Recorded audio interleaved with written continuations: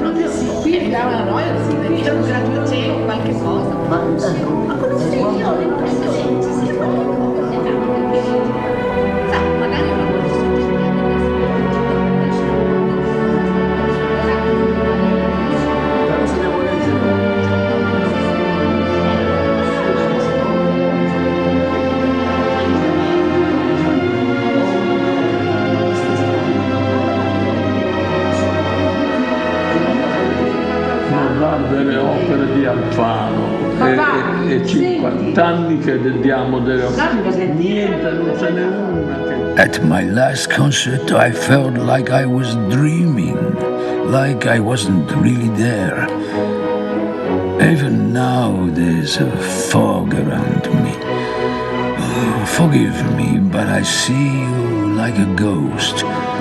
It's enough to drive me crazy. I see all of you like shadows. But I'm nearly 88 years old, for God's sake. When I was 80, I didn't have any problems. I was up and down steps like nothing. Now it's a different kettle of fish. But we all have to slow down sometime, Papa. Even those first rehearsals last year, I was ashamed. I faced the orchestra and I thought, you're too old. Too old, too old. You must stay home. It's shameful. At my age, I ought to stay in bed. Listen, Papa, if I had half your energy... Guarda questo. I found it in the basement. Qu'est-ce que c'est, Walter? An old magazine article with an analysis of Father's handwriting. They had this graphology column, and I thought it would be un divertimento to send in a sample and see what they came up with. Schifo. I remember this. The ridiculous thing is what you sent to analyze. I admit, Walter, for some music scores I needed to study. Couldn't have been more than a dozen words. It's the only example I had. Huh? Senti, your imagination is fervid and very rich. You are generous or egotistical, depending on the impulse of your heart, which is your master. You are completely developed inside. You are not at ease in daily life. Your mind knows no peace, calm, satisfaction. You are a tortured spirit. Only in artistic creation are you able to calm yourself down. What can I say? Especially the part about not finding peace. I was always like that for some reason. That's what makes you so self-critical, Papa. I mean, last night we listened to his wonderful Otello. Yeah, it was painful for me. All I could think of is we should start rehearsals again right now. Maestro, what about your incredible Aida? I listen to the music, and I'm aware of a certain conductor, that's me. but all I can hear are the floors.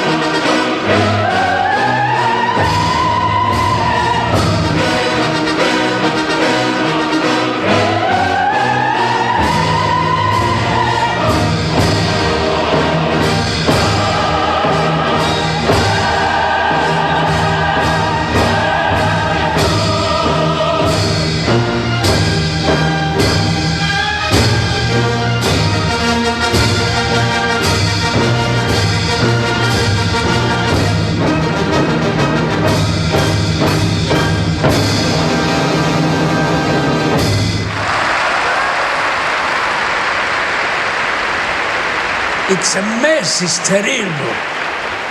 I condemn myself just as I criticize the others. I don't want to convince myself that I'm the great Toscanini who can do no wrong. Allora, music has so many faces. It's so difficult to find the truest one. Look at the other conductors. Bruno Walter, Fred Wengler, they enjoy their work. You can see them smiling. They're almost fainting with joy as they conduct.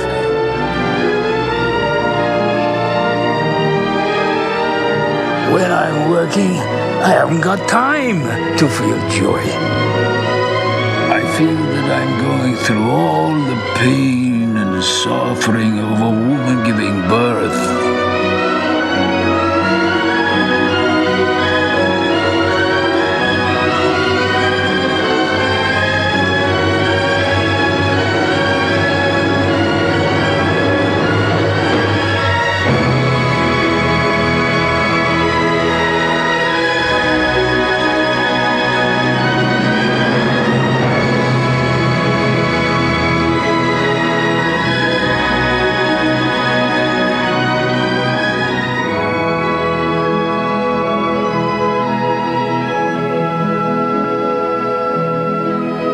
But Maestro, what about your other recording? No, but look, when we did those operas, we never thought of the recordings. I thought I would never hear the music ever again. I was hoping to die.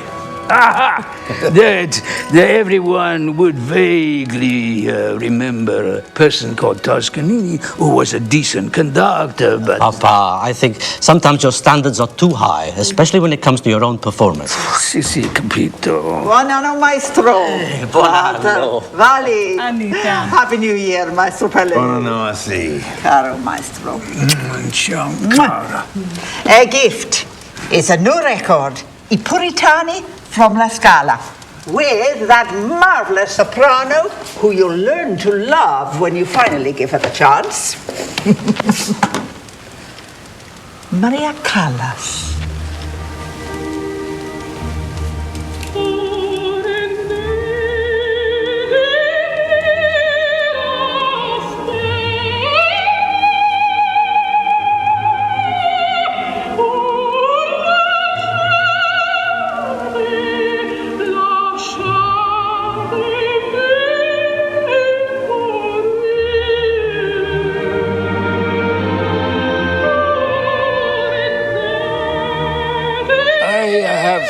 Nothing against Signora Callas personally. All I've said is you can't understand a word she sings. The public is ignorant. All they need to hear is a pretty soprano singing a high note. Yeah. She becomes a huge star.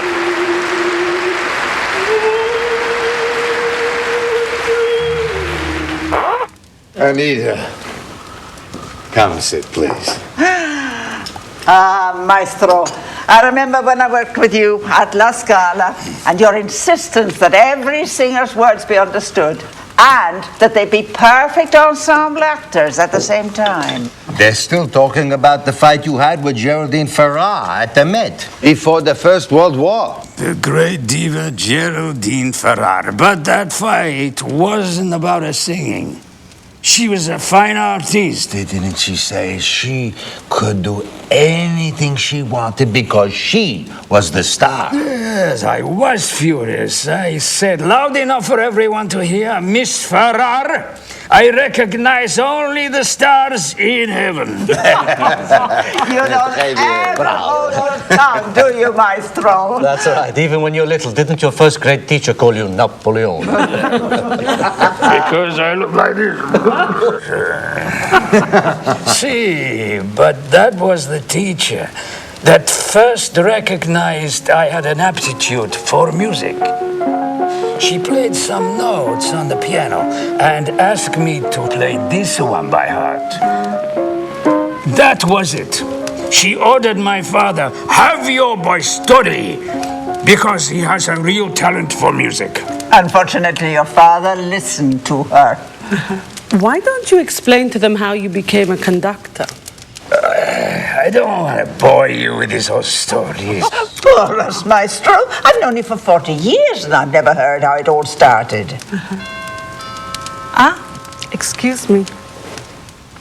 Well, you know, I started as a cellist, and cello was my instrument at the conservatory. The conductor was confused because I had a habit of playing everything by heart.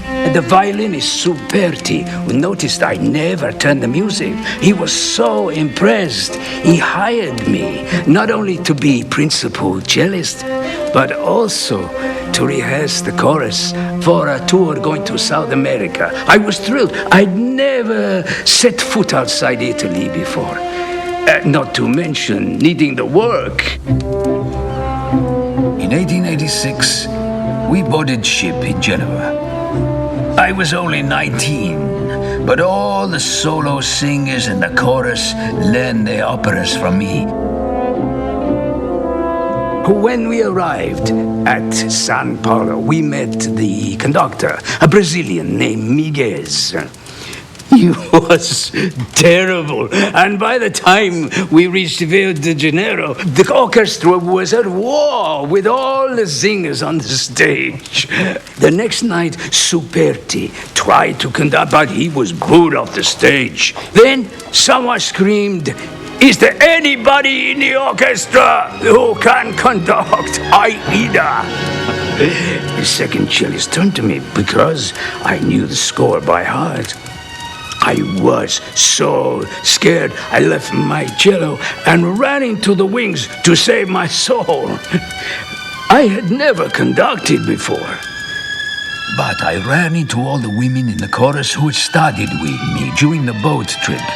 They pleaded with me to get up there and try, or else we would be stuck in Brazil. I went out in a stunned state, as if I were drunk. The audience must have been shocked to see me because I was only 19 and looked even younger. When I got up onto the podium, I wasn't nervous. But when I saw the curtain go up and heard the first words, "Si corre voce,"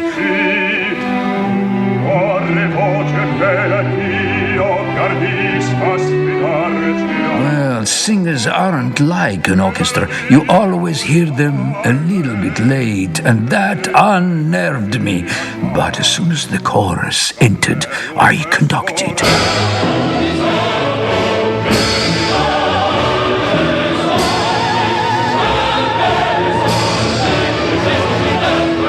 I really conducted.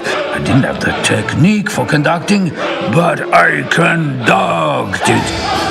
After the second act, people were rushing onto the stage. They wanted to know who this new young conductor was, and they gave me a standing ovation, and the Emperor of Brazil gave me gifts, and there I was, a 19-year-old schoolboy. You have delighted audiences from the beginning, non è così? Iris, what a wonderful surprise. Buonasera, maestro. Happy New Year. Oh, let me look at you. You're more beautiful each time I see you. Conosci Anita Colombo, Monsieur Wilfred Peltier from Canada, alla famiglia. Certo che li conosco. Buonasera a tutti. Buonasera. Guido and I were talking about you. Where is Guido? He's still conducting in London. Oh, yes, of course. You'll be joining me in a few days. This is for you. Oh, they're beautiful. But I much prefer Iris's. Papa. Let me find a vase for these flowers, huh? So, your career began with Verdi. Maestro, you're smiling about something.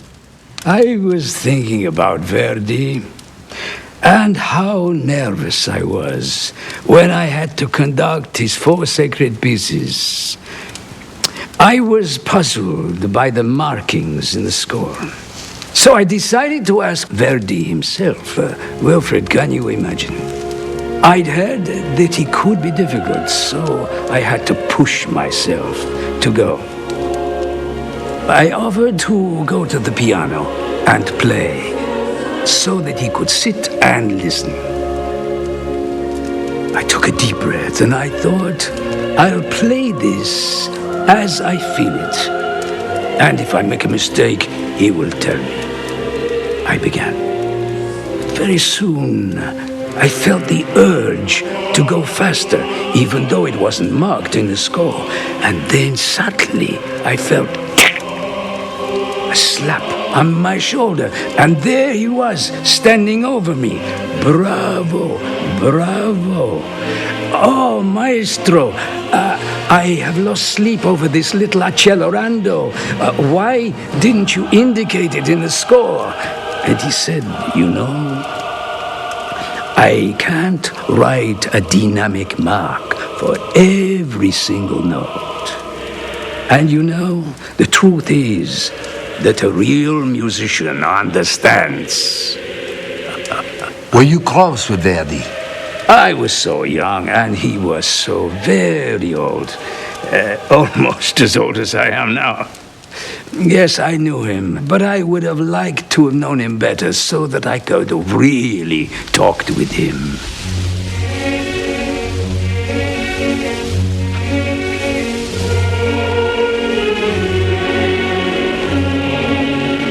Verdi's death made an unforgettable impression on me, as if the whole world had shrunk. I conducted at his funeral. It sounded as if every Italian voice had joined the chorus. You know, when you think about his spiritual music, the Te Deum, the Requiem, it's so hard to believe that he was an atheist. Not like you, Papa. I don't believe in priests, and I don't believe in religion, but I do believe there is a God. I am not an atheist like Verdi. There were so many rumors about Verdi's personal life. Aye, these poor great men aren't left alone even after they're in their graves. If he loved women, what harm is there in that? Iris, you're back. Oh, fate pull up a chair. Oh, grazie.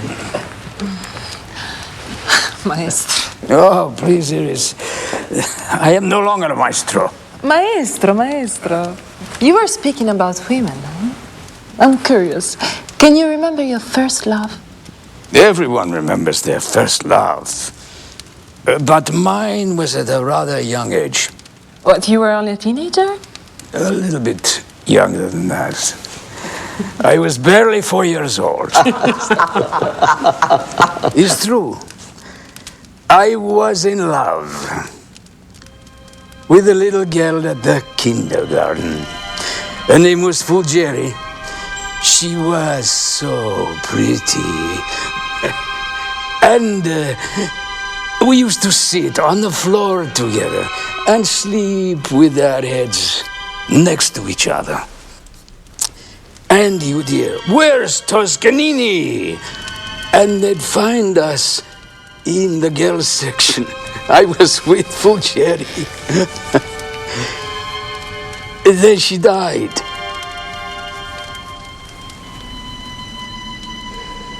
Yes, she died, and I cried and cried.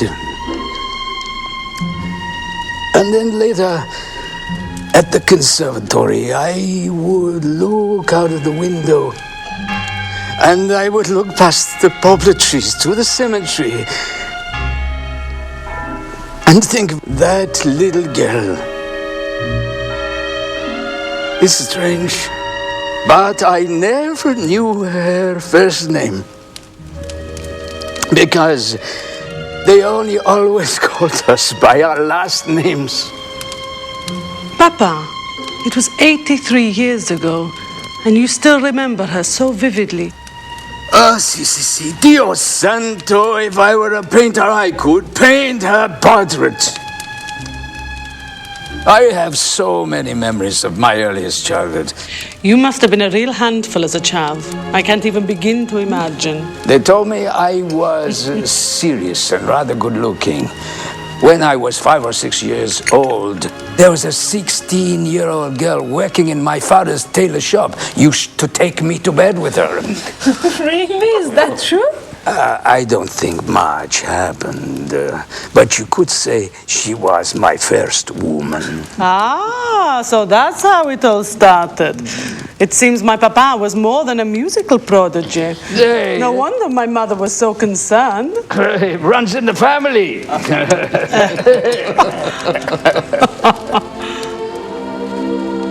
My mother's parents didn't want her to marry my father. My father ran away from home when he was young, so they thought he was irresponsible.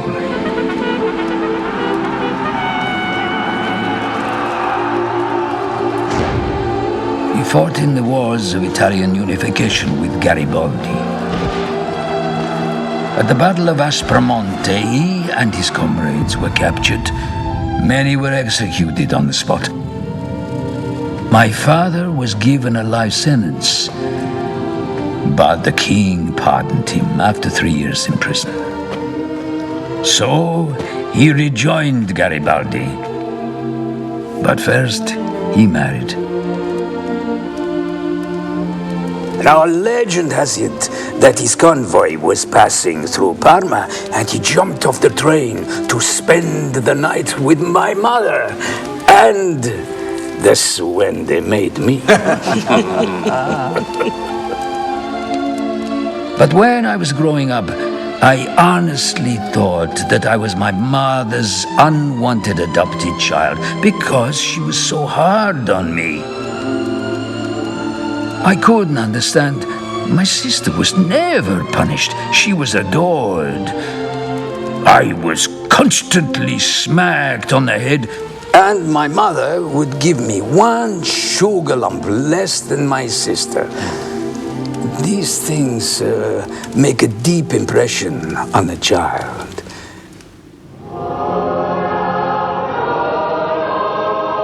As a child, I loved going to church. I loved to see the colored paintings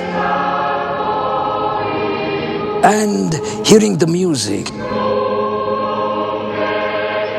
Singing was fun for me.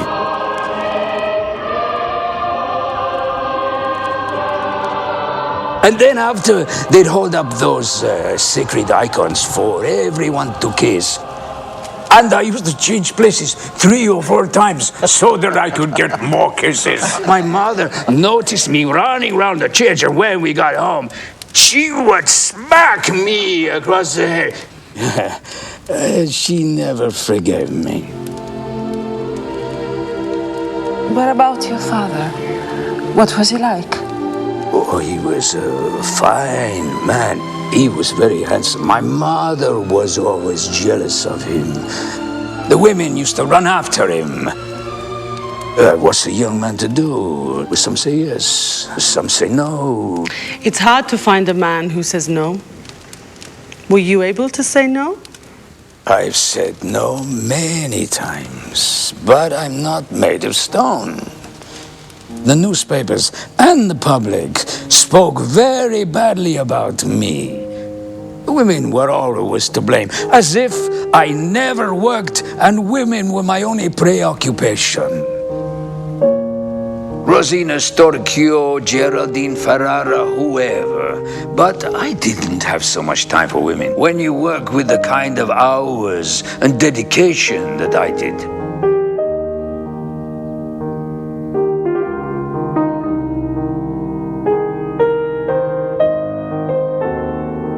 You know, I've always thought that a woman's love is superior to man's. It aims towards divinity. We men are nearly always banal. Oh, what a vile race we are. But what can I do? I'm only a man. I was a good, honest, but unfaithful husband. Carla was a good wife. She was honest and faithful. But in a life lived together, that's not everything. Ah, Carla, she was a saint. From the day we met, I remember how she was very sweet and a bit strange, which I liked. We were off to a turbulent start the very day we got married. I was well known at La Scala and desperate for privacy, so we married far away in Conegliano.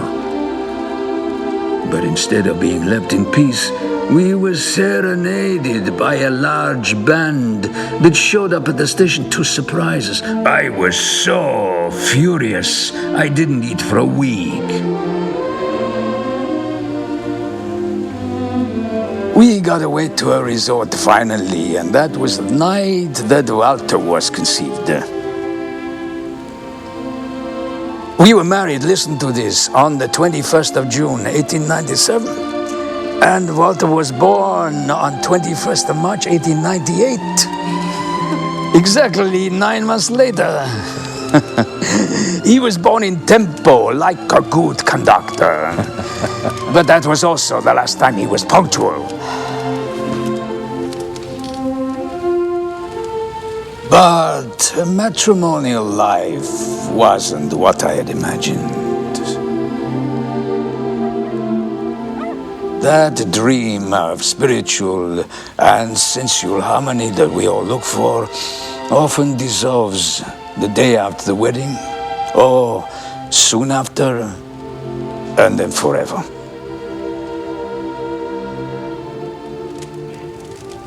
I'm just a stupid old wretch with a nasty personality, uncompromising. Uncompromising, maestro.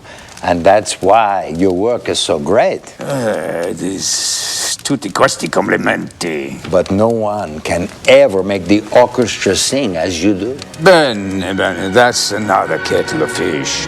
Make it sing, sing, sing.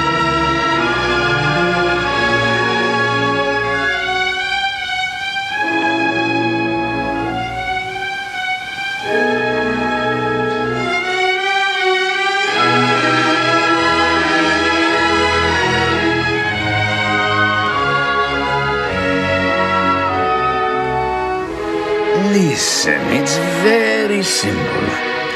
The orchestra is like a piano. The piano doesn't make a sound if you don't play it. Conductors should know this, but they should also know when they're boring. I get bored, and when I get bored, I change my interpretation.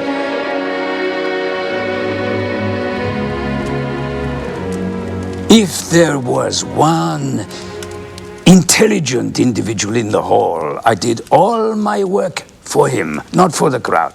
I hate the crowd. It's stupid. When I left La Scala, They said that I had educated the audience. Not at all. I have never educated any audience. They remain as ignorant as when they came. I can't accept that for a minute. Our job as conductor. Fred, look, I was at La Scala for 17 years. We put on productions of the highest level. When I think about them, I must give myself a little credit. And you honestly think that your effort did not educate the public? Not at all. Surely there are many people who remember this performance. Who remember? Yes. Who heard them? Yes. But that they were educated? No. For you, is Verdi il più grande di tutti, eh? In opera, Verdi and Wagner. But in everything else, the greatest of them all, the poor man Beethoven. In his last great works, he was completely deaf. E tragico e meraviglioso.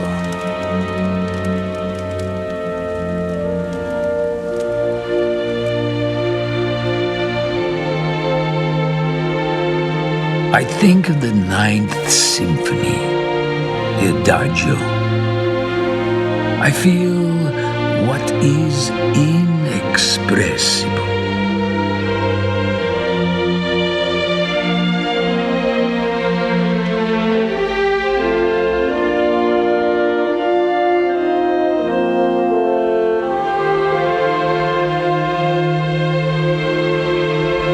I see bright light far away and patterns with amazing shapes and color.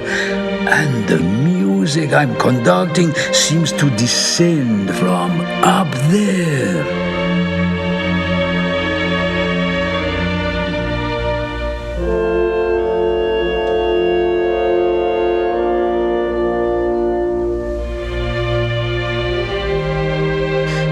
Lifts me off the earth, removes me from the field of gravity, makes me weightless. One ought to conduct it on one's knees.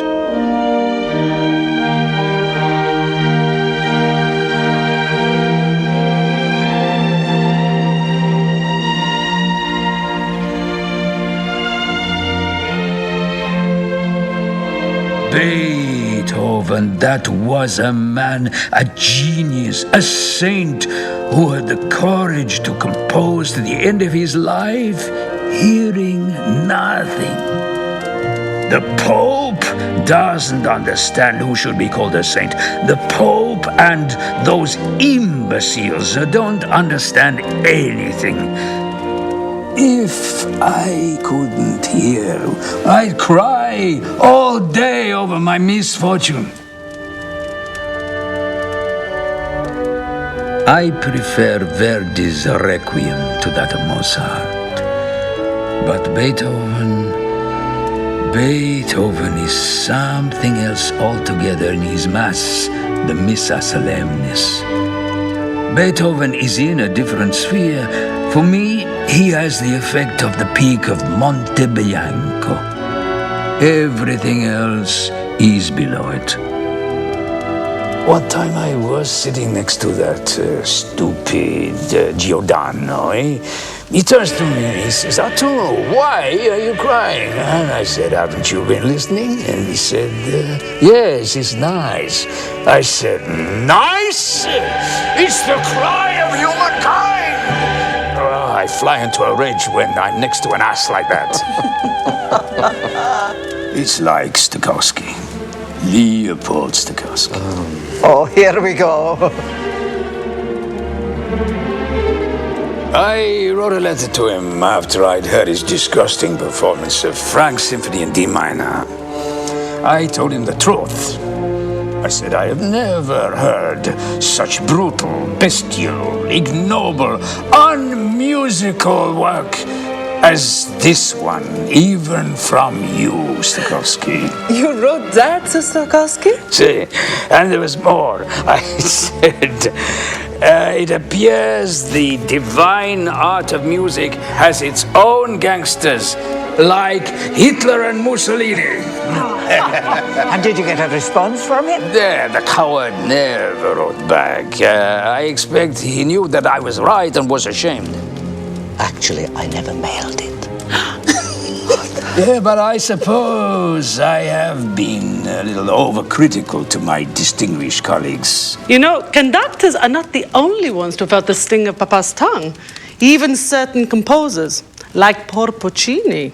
Bah! A man who never had an original idea in his head. Please, maestro. You praised a lot of his music. What about Le Bohème? Yes, that wonderful vocal quartet at the end of Act 3. It's very beautiful. But I have to tell you that I always found the melody familiar. Sure enough, I found it in a Christmas album published 10 years before. And that beautiful opening of Madame Butterfly, he got it from Berlioz' Romeo and Juliet. That man never had a direct inspiration.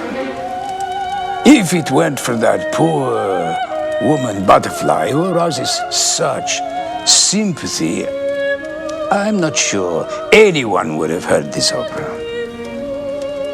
I raised the point with Puccini.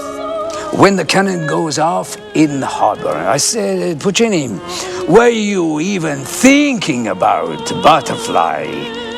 She's been waiting 3 years for a lover, and all you can come out with is da da da da da da da in Traviata. When Alfredo comes back, Verdi gives him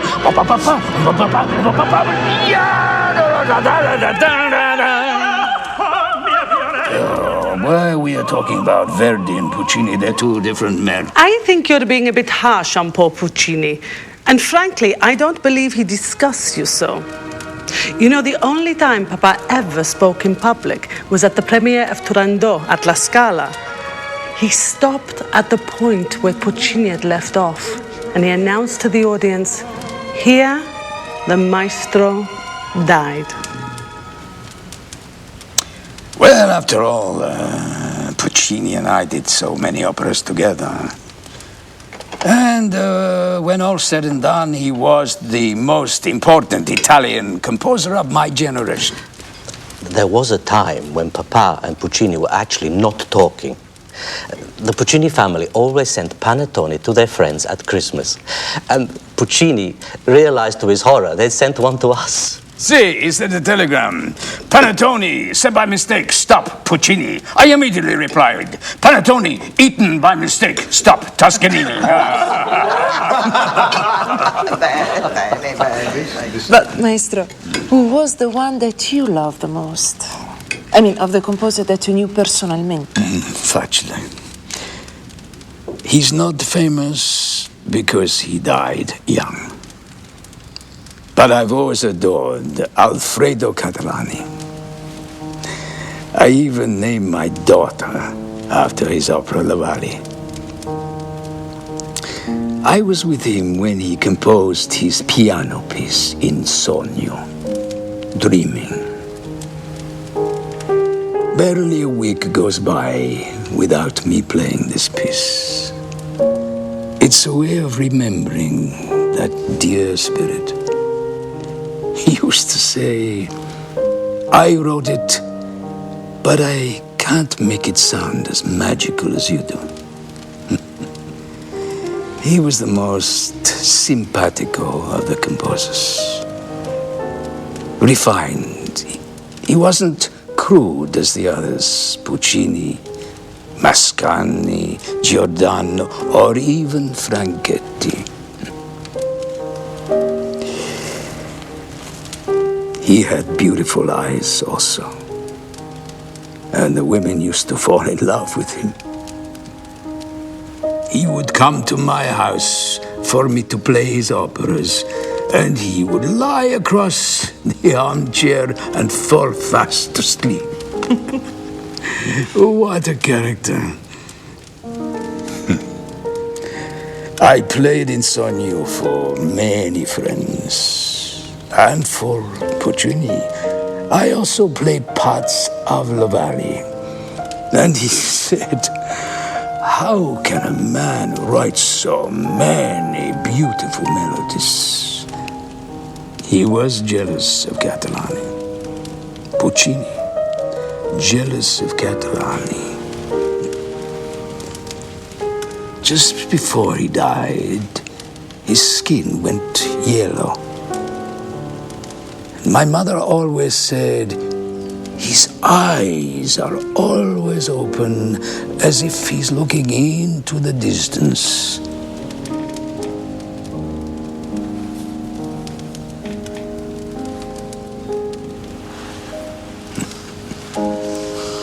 And what about you, maestro? Did you ever think about writing your own music? Oh, at first I wanted to be a composer. I wrote some piano pieces, some songs, some chamber music, and some of it was published. But something happened which changed my heart forever. I heard the music of Richard Wagner. The music was so divine, I knew that whatever I composed would have fallen below. There's no need and no place for mediocrity, and so I no longer thought about being a composer. Oh, he takes you into other realms.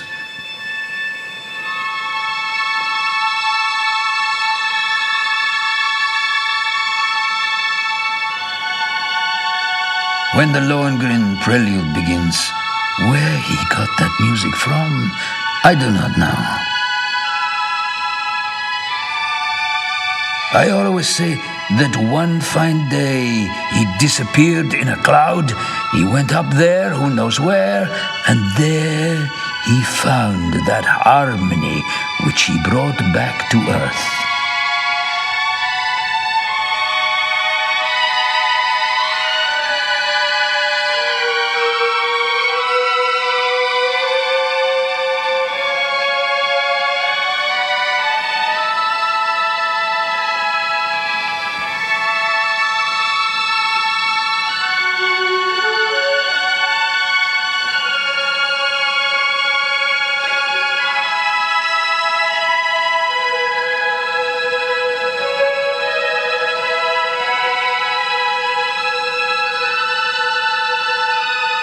But as a conductor, it's a hazard to love Wagner. I've conducted all of his great operas except Das Rheingold. Sometimes it was so grueling, I felt like throwing up. Those first acts of Parsifal, Götterdämmerung, and with Die Meistersinger, by the time you get to the chorus in the last act, you feel as if you've been conducting for a week. In Bayreuth, I was so damaged, I had to conduct Parsifal and Tannhäuser this way. My arm was a disaster. I couldn't sleep at night. I was screaming with the pain. I have never experienced so much pain. But it was all worth it. I loved Bayreuth. I loved conducting. I had approached it as if I were entering a temple.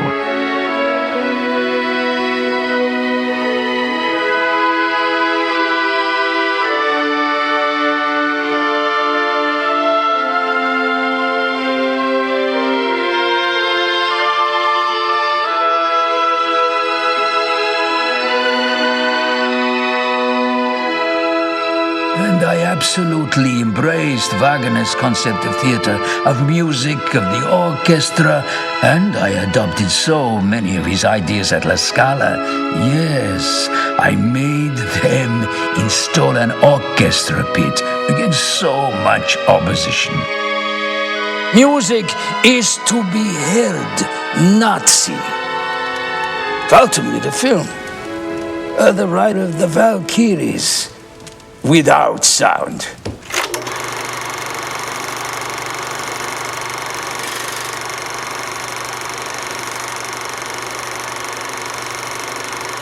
I could see the movements, but I couldn't hear the music. I said, "Look at that clown moving around." But the clown was me, damn it. I always say I'm lucky that my back is turned to the audience when I conduct, because if I saw the audience looking at me when I conduct, I couldn't conduct. But I've always been like this unbearable shyness. I was that way when I started as a musician at 17, and I'm still that way at 87.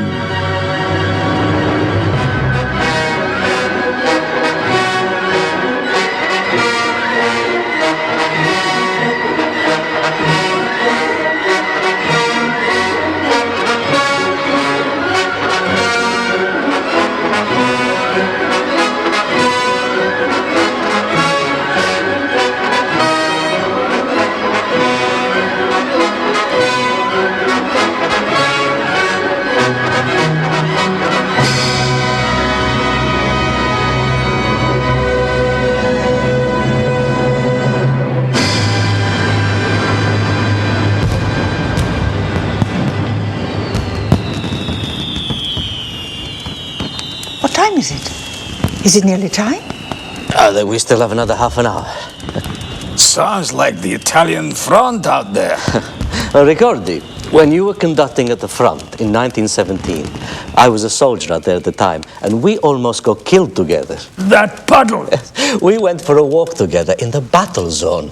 And there was this puddle in the middle of the road where a bomb had made a crater. I mean, we separated for a moment to avoid the puddle. And just then, a shell shot this close between us and hit a nearby wall. I mean, the explosion was deafening. If we had stayed together, it would have knocked both our heads off. Oh, dear. That's one of life's little coincidences. I never fear death. I think about it every day with a certain indifference. Nothing scares you, maestro. Not even the fascists. And to think that I was once a friend of the great delinquent. The great who? I got to know Mussolini. I was even on his electoral slate. I supported him. You supported Mussolini? Say, yes, me. And it was a total disaster. Remember, at the time, Mussolini was left of the Socialist Party. Very different from when he created fascismo. Listen, I repented even before that criminal came to power in 22. 3 years before that, Walter and I attended one of his secret meetings. And Mussolini was speaking. He came over and tried to get me to join. Mon Dieu. Then... Marinetti. Poeta futurista. Sì. He came over later. He persuaded me to put my name to the slate. Seriously? Yes. Everyone was surprised. People telephoned me. What? Toscanini with Mussolini? Yes, Toscanini with Mussolini. I'm sick of hearing everybody to talk, and doing nothing about it. When that opportunist swung from left to right, I openly turned against him.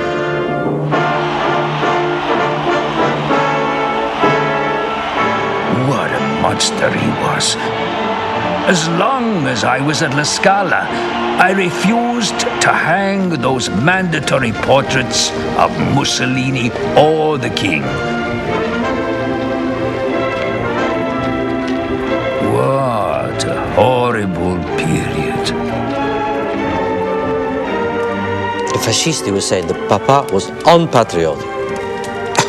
After all he'd done for Italy. I had conducted the anthem Italiano many times during the Great War to raise money for the war effort. And I conducted patriotic music with a military band on the front in 1917. We played on Monte Santo under enemy fire. But I would never play the antifascista if my life depended on it. No, I've always said,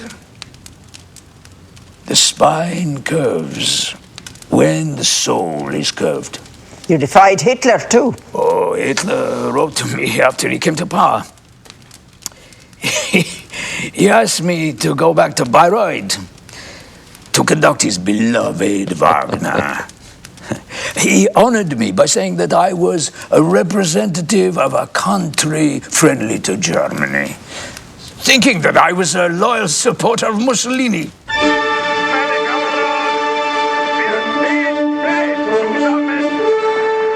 Unfortunately, things did not get better in Germany, and I refused to return. I had my principles. Unlike Furtwängler, that big clown and opportunist, he chose to conduct under the Nazi banner. What are men made of? Certainly not the courage of lions. What a bad race we are. It's always been that way, but it seems to be worse when our morals are tested. But giving up Bayreuth was the deepest sorrow of my career. I always tried never to tie art to politics. No matter how much it hurt, I refused to conduct in countries where there was no liberty. After leaving Bayreuth, I went to Salzburg, but then Hitler took over Austria too. Broke my heart when Italy adopted German racial laws. The regime refused the Jews' citizenship. It was medieval. And it got worse. Much worse. More than anyone could imagine.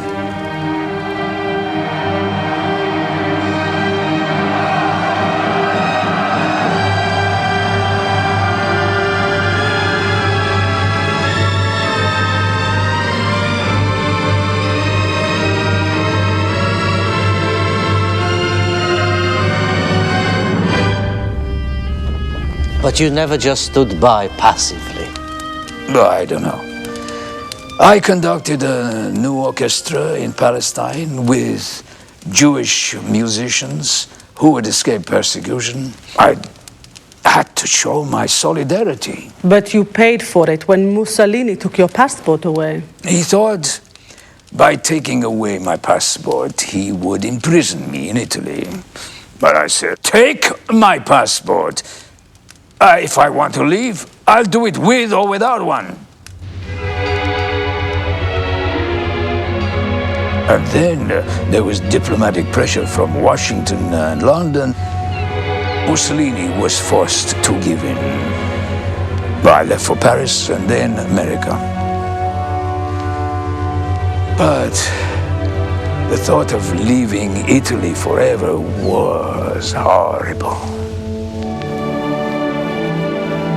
I remember conducting a performance of Tchaikovsky's Pathetic Symphony not long after leaving Italy, and suddenly I couldn't contain myself. Tears were flooding down my face. The darkness seemed impenetrable.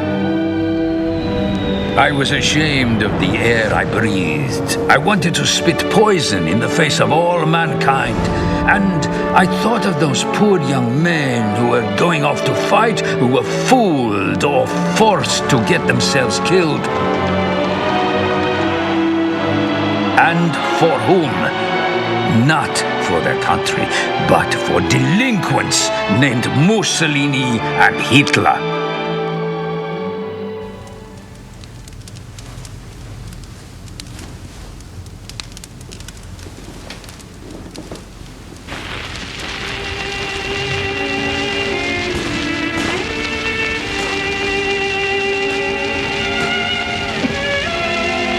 Mussolini got the death he deserved.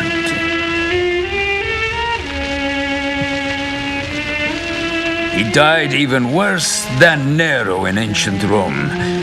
At least Nero had people to pay their last respects, but they hung Mussolini's dead body with his head downwards, and his poor, disgusting mistress strung beside him.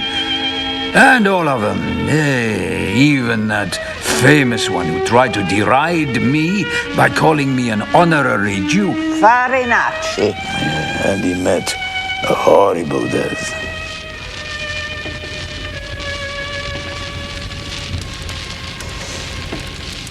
The most moving moment of my career was on May the 11th, 1946. The reopening of La Scala after the war.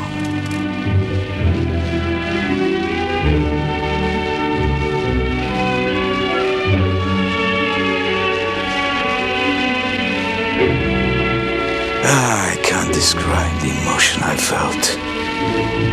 I was afraid of fainting on stage. I was so happy to be back in Italy, to have contact with my orchestra and my audience. But I didn't have the nerve to walk along the streets of Milano to see all the destruction from the war. The sight was too painful to bear. I went from my house to La Scala, nothing else. It was too painful. But I always felt that you and Carla seemed happy here in New York. Why wouldn't we be? The NBC had promised me a dream orchestra made up of musicians all over America. At first I laughed. I said what a challenge it would be to create an orchestra to rival Philadelphia, Boston, the New York Philharmonic. And when I arrived in America, I was received deliriously, but I was the most excited because they had done it. The orchestra was superb, the strings were beyond description. The ensemble, magnificent from the first rehearsal. It was a joy to work with such players.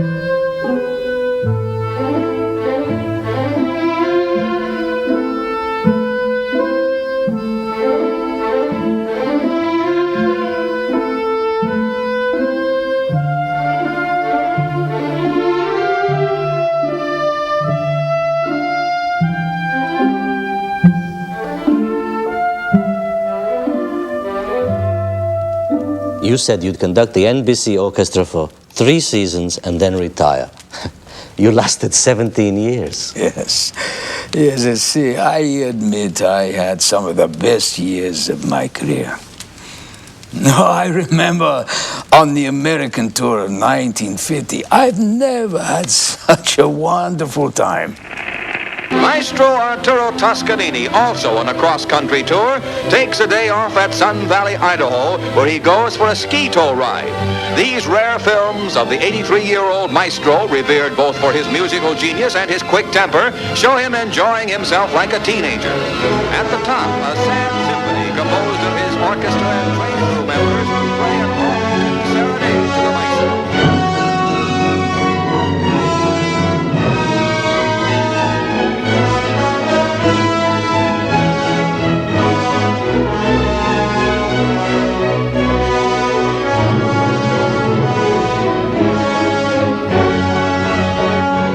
You know, I was already 83 years old, but I never enjoyed myself so much.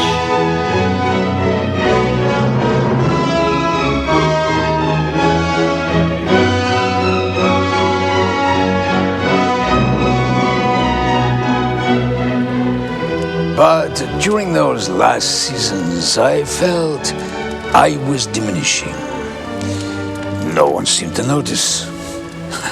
But during rehearsal, sometimes I frightened my orchestra. I was so awful, even more than usual. And then one day, I received a letter from one of the musicians full of insolent remarks. But I have to admit, all the complaints were justified. The author of the letter didn't have the courage to sign his name, but if he had, I would have congratulated him. But I'd had enough after that second last season. But they begged me to return for another, and I, imbecile that I am, tired of being pestered, gave in. They couldn't have persuaded you if you hadn't have wanted to. Oh, no, but I wanted it all to end. I was tired of being Maestro Arturo Toskanini. I was bored hearing the sound of my own name. I wanted to rest for what little time I had left, and then die a peaceful death. Oh, Papa. You know, by the time Carla was 70, she was too ill to come with me to New York. But during those last seasons, I couldn't just abandon my work with the symphony. It gave me life, and she knew it. But I was by her side in Italy when she died. Oh, Carla, dearest, it wasn't for life's little things that I needed you, but for the most important things that make life worth living.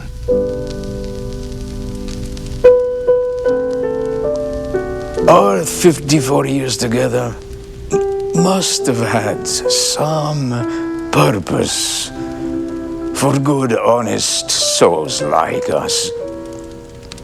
And if sometimes clouds darkened our happiness, the depth of our feelings never diminished.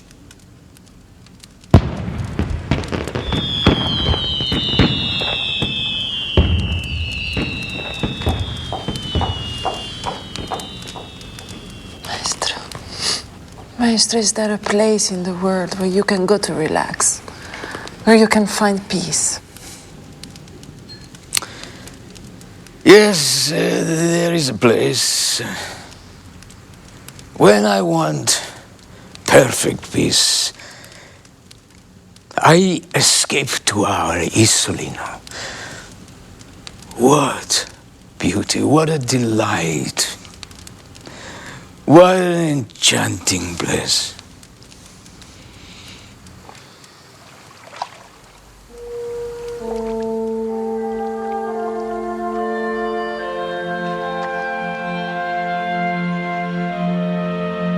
It seems to have fallen out of the sky for the joy of mankind. Long ago, I brought my piano there, so I bang on it from time to time.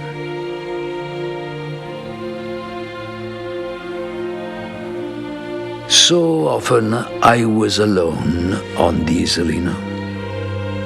Do you know what it means to be alone? To someone like me who is never alone? It's a divine solitude. I feel that I can breathe more freely. I feel that I've shed decades. You know how many dear, sweet ghosts wander silently around me there? A whole legion. People who have passed away, whom I knew and loved, and superior spirits I adored through their sublime works. You know, all day long, not a word crosses my lips. And yet, every lane has its mysterious fascination.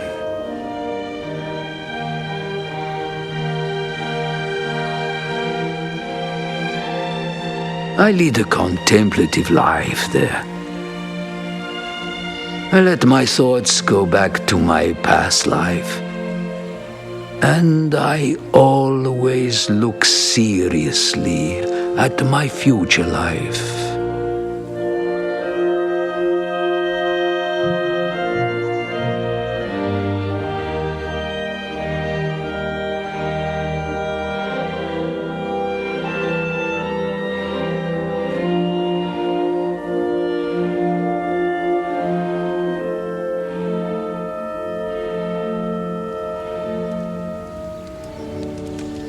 Music always managed to pull me up. It rejuvenates me, replaces what nature takes away at my age. Maestro, forgive me, but you have done such wonderful things. You've set such a wonderful example. Maestro, you should be proud. They've started lowering the ball. Oh. I just saw it on the television. The ball on Times Square. It's a few seconds till midnight. 5, 4, 3, 2, 1. Buon anno to 1955 and to music. 1955. Music. La musica. Madonna. Happy New Year. Happy New Year. Buon anno. Senti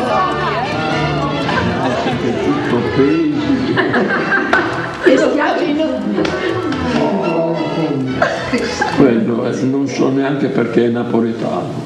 Perché i napoletani sono simpatici.